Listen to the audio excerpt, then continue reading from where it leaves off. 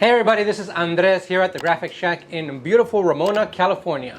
If you guys need anything, screen printed apparel, drinkware, links are in the description below. And in this video, I'm gonna give you some advice for any new screen printers on how to pick the right screen for your particular job.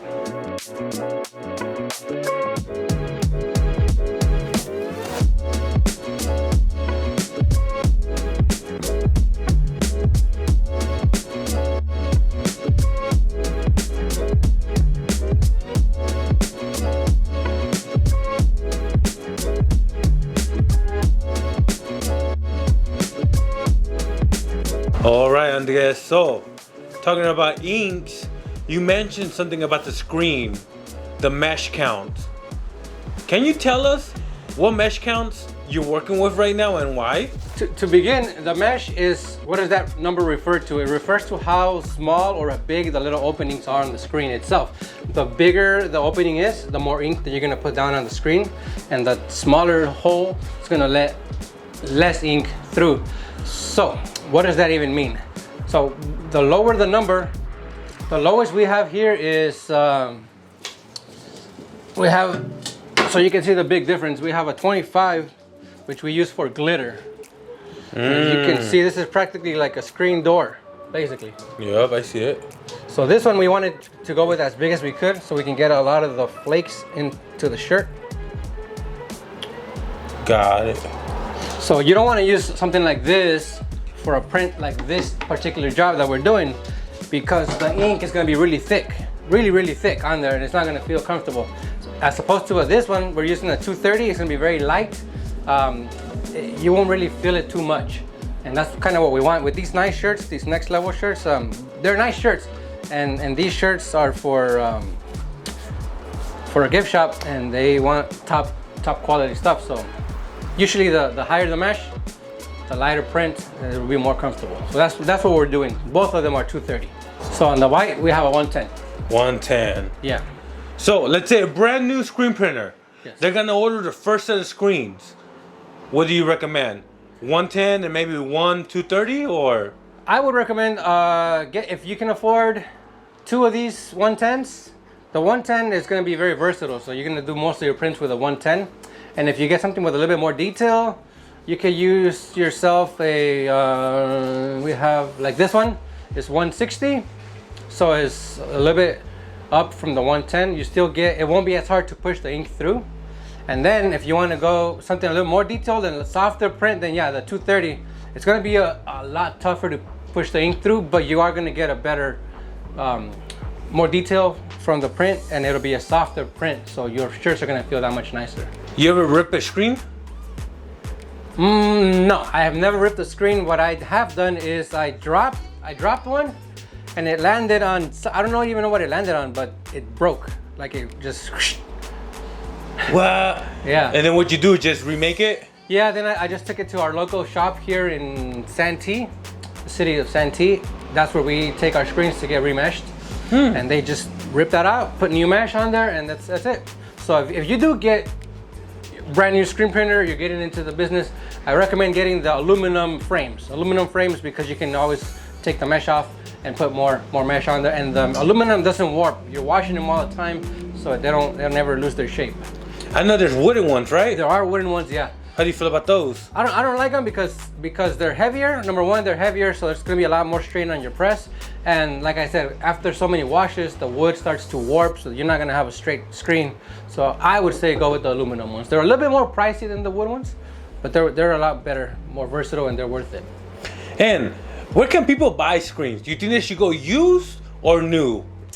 I think if you can go onto like the Facebook marketplace, there's a lot of people, they're always selling screens. Like businesses are always buying new equipment, they're getting rid of old equipment. If you can find it used and they're aluminum, I would buy them and then just take it to get remeshed. You'll save yourself a lot of money that way.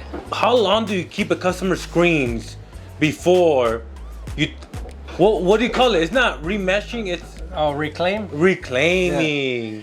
So here, I try to keep them for probably about a week after they've already picked up their order.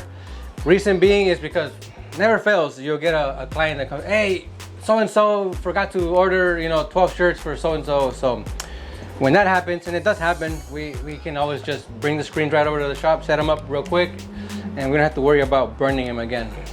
Got it. Have you ever had a customer come back like a month or 2 months later and be like, hey, you still got the screens? I need one more shirt. Yeah, it's happened before. And how do you handle that situation? Do you do it? Do you do it in vinyl? If do you it's, outsource? If it's a customer, for example, if these guys came, I would do it.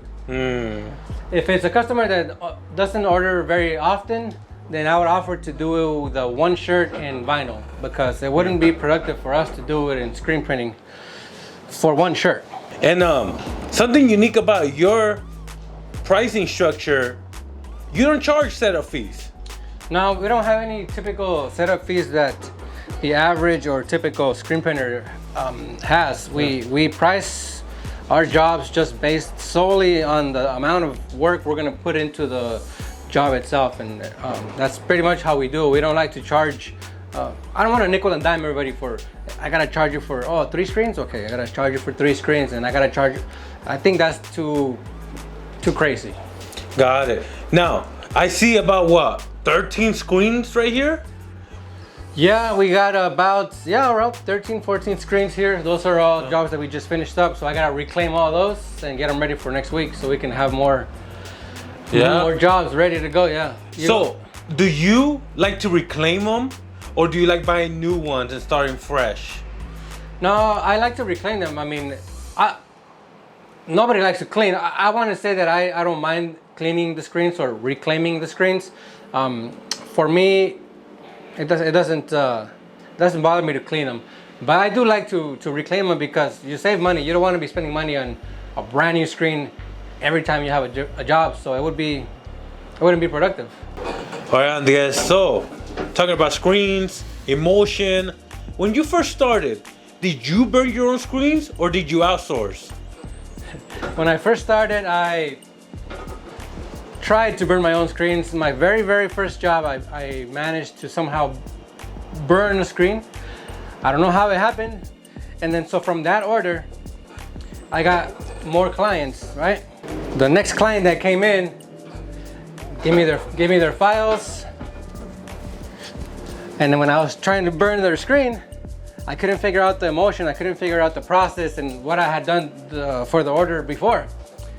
So I had to tuck my tail between my legs, and I had to tell the customer, hey, I'm sorry, I'm not gonna be able to get those shirts done.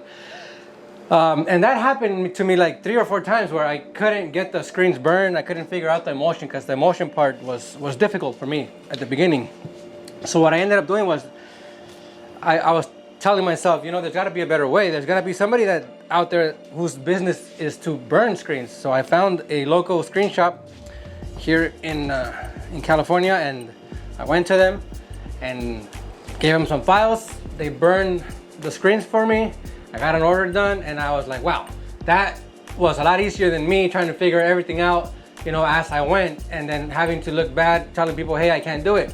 So what I ended up doing was kept taking orders, and then I would send the files to that shop. They would burn the screens for me, and then I would just go pick them up, bring them to the shop or my garage at the time, set it up, print it, and then I would reclaim them, wash them, and take them back to them so they could burn the next set of screens for me.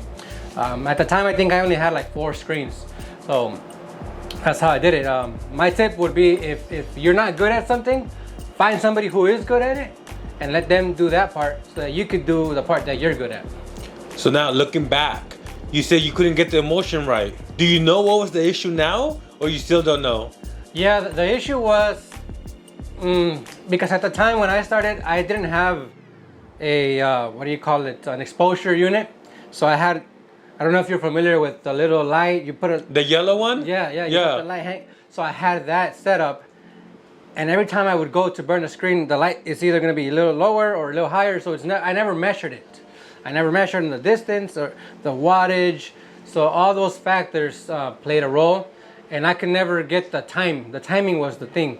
The emotion was either too hard or it was just too soft, and it was all washing off, or it was not washing off at all.